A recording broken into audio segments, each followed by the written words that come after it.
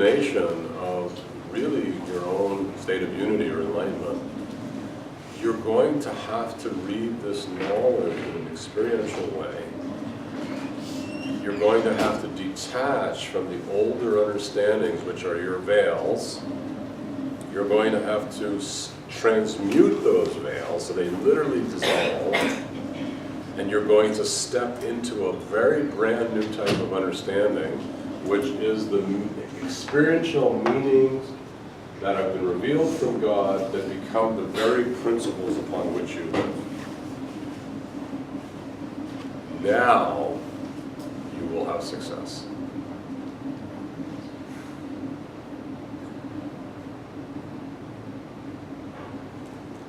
What do you mean by transmute? Transmute literally means that by applying the divine names, that the older, let's say this case here, in Ravia's case, this mental system literally fades out. Like it literally will fade out of her mind, it will dissolve, and it won't exist anymore. And then the veils, which she's carrying, which are the sadness about not having whatever she wanted, will fade out, but after they fade out, what will be left will be wisdom. So that's what we're looking for. So, Yes. just a quick follow-up question. Yeah. Beautiful, makes perfect sense. So where's the 1, 2, 3 guide to tell us how to do that? Which one? Where's the 1, 2, 3 guide that's going to tell us how to do that? We're going to come up with a 1, 2, 3 guide. That's actually good. I like 1, 2, 3 guides. All right. Well, I'll give you one. I think we're reaching the bathroom break, but let me give you a 1, 2, 3 guide for you. Great. Okay, and then we'll take a break. All right. Let's see here. Let's go over here. Actually, let me take a picture of this. Value for my book that I'm writing.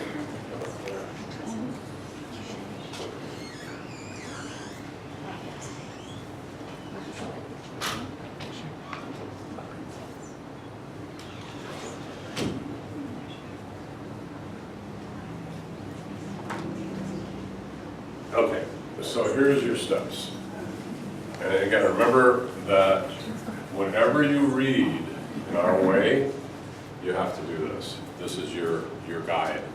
This will change you, because rather than just reading and becoming a donkey, excuse my language, you will become an enlightened being. Big difference. Okay? All right. Number 1, read the title. In this case, the veils between the self and the Lord. Okay. Okay, and contemplate it. Read the title and contemplate it. Because I promise you, and I know C.D. very well, that everything he writes, every single word will be related to that topic. So you're going to be getting a very deep expose on this particular topic. So no matter what, every sentence, you've got to feed it back to this. So read the title, contemplate what it means, contemplate the meaning of it, to the best of your abilities, and realize that every sentence is actually explaining that piece. And don't lose this, because what ends up happening is people forget what it's all about. They get into the sentences and they don't relate it back to the meanings. Okay. Secondly, read the information. Or it can just be one paragraph, it can be one sentence, it doesn't matter. Read the information and contemplate it.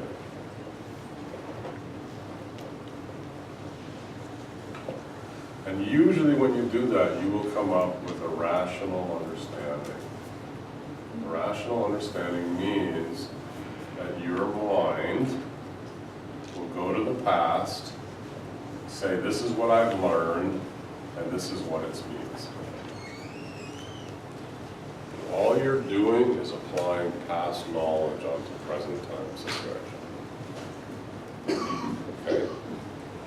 Now, once you do that, now, this is the next part, I want you to go inside, and we can work on this a little bit, inside of the knowledge, and allow Allah light to illuminate the divine meaning.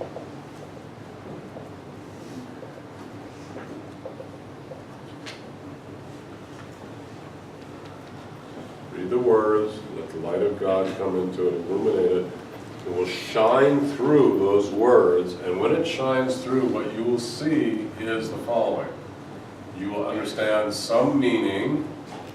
It is usually connected to some form of image, which helps to carry the meaning, and you will feel some movement in your heart that is related to it.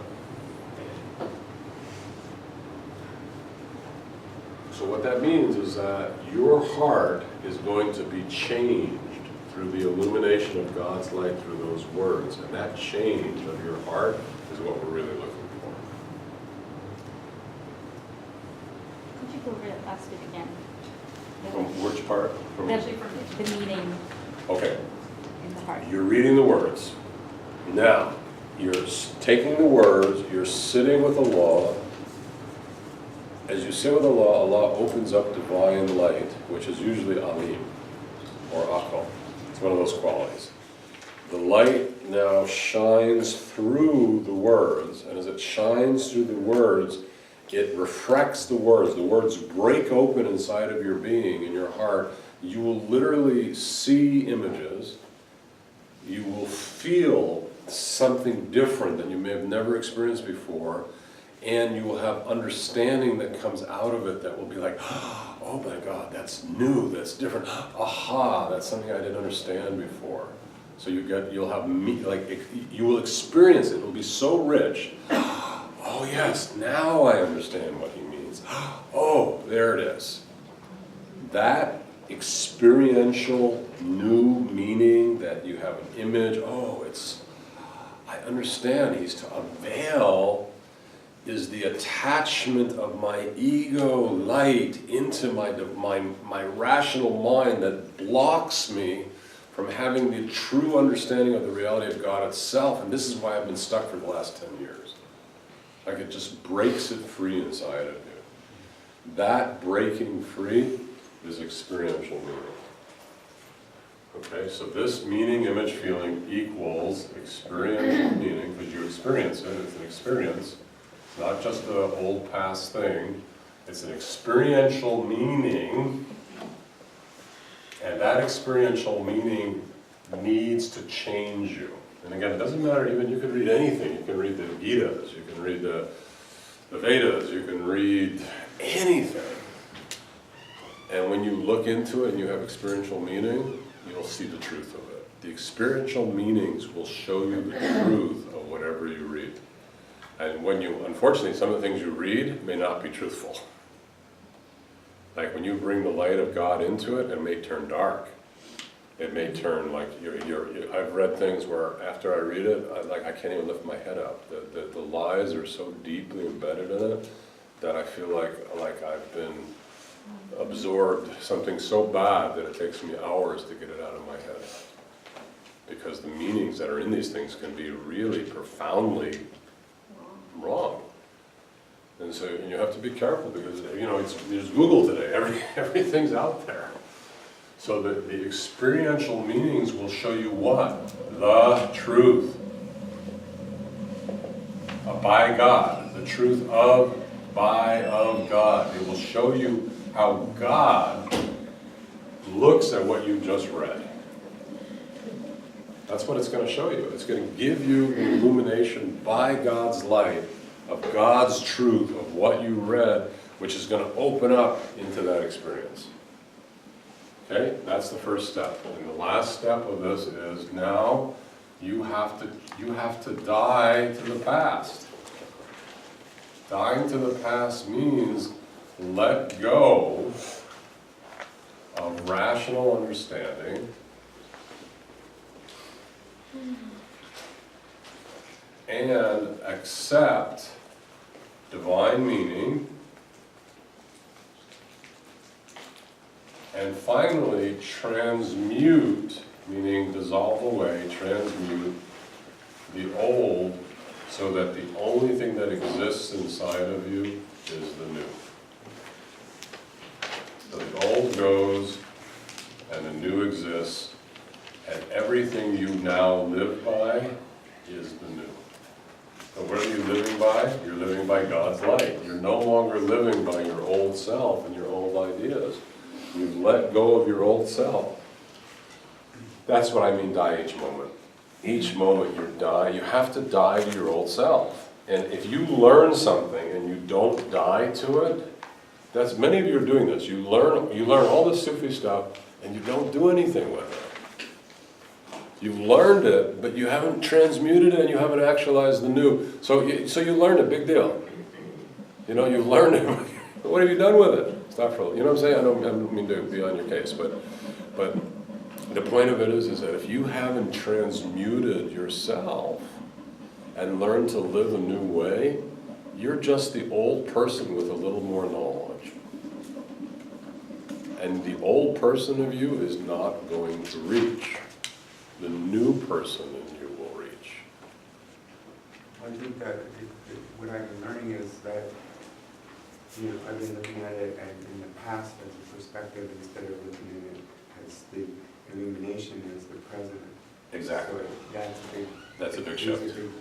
Yeah, you didn't mean to, but really what you were doing was trying to help you understand your past, which is very psychological, by the way. It's a lot what happens in psychology. We try to understand our past. But in the point of transmutation, transformation, and ultimately ascension into divinity, it doesn't work. Is it important to understand the past on the way to? You can. I mean, I think it's helpful to, understand what happened. I think that's valuable. To understand the truth of what happened, I think is valuable.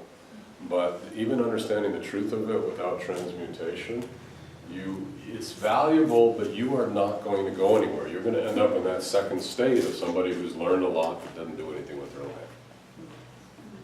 Dr. Jaffe, this might be a silly question, but do you think sometimes it's because we don't have enough energy in our stomach? Maybe we should just be raw? So her question is it sometimes we don't have enough energy and we should eat a raw diet? I feel in my stomach like I don't have enough energy to keep moving. If you're not feeling good, you got to get well. Unfortunately, we say if you're sick, your sickness is your walking. Meaning if you're sick, then you've got to figure out why you're sick, because whatever's going on inside of you is what you have to transmute. That is your walking. Why are you sick? Maybe you're angry inside. Maybe you're frightened. Maybe you have some kind of understanding inside of you that's confusing you and you're making wrong choices. And those things are affecting your body. My experience is that if I release the emotions or change the meanings, 90+% of the time, the illnesses disappear. Illness is the same thing as not having enough energy? Because I don't know if it's... Lack of energy is an illness. It's fatigue. Really? You've got fatigue. Well, yeah, where it may be coming from your stomach. But, the point is that fatigue is an illness, and the causes of the fatigue are your walking.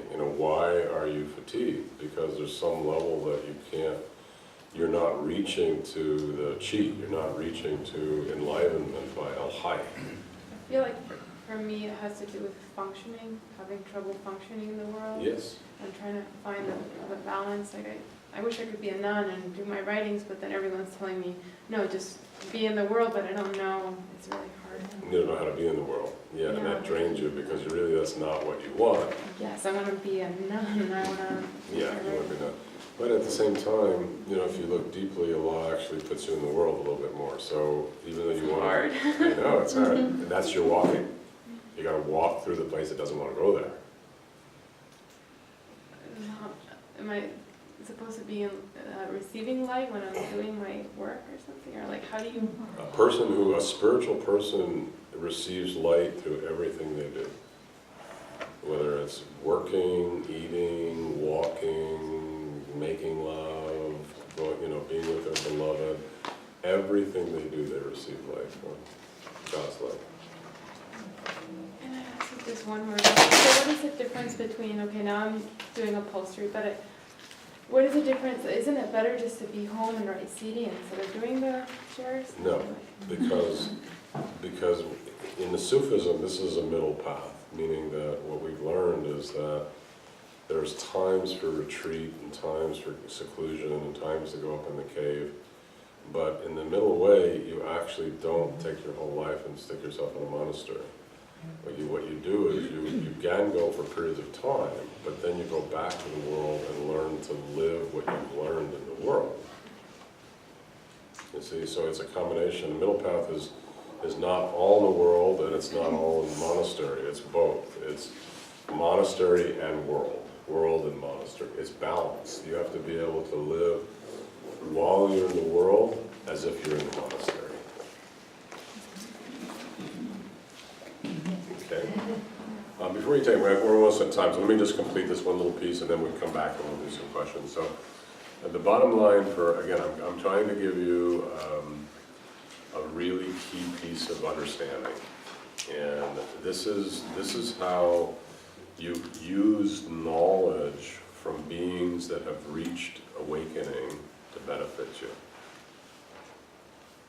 Okay, so you either do it yourself, meaning you go walk out, you have an experience, and you learn from your experience, which is certainly something that I love, and there's nothing wrong with that. But that's only half of it.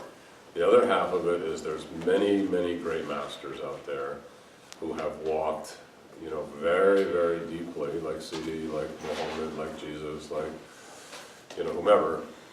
And those teachers have left legacies of knowledge.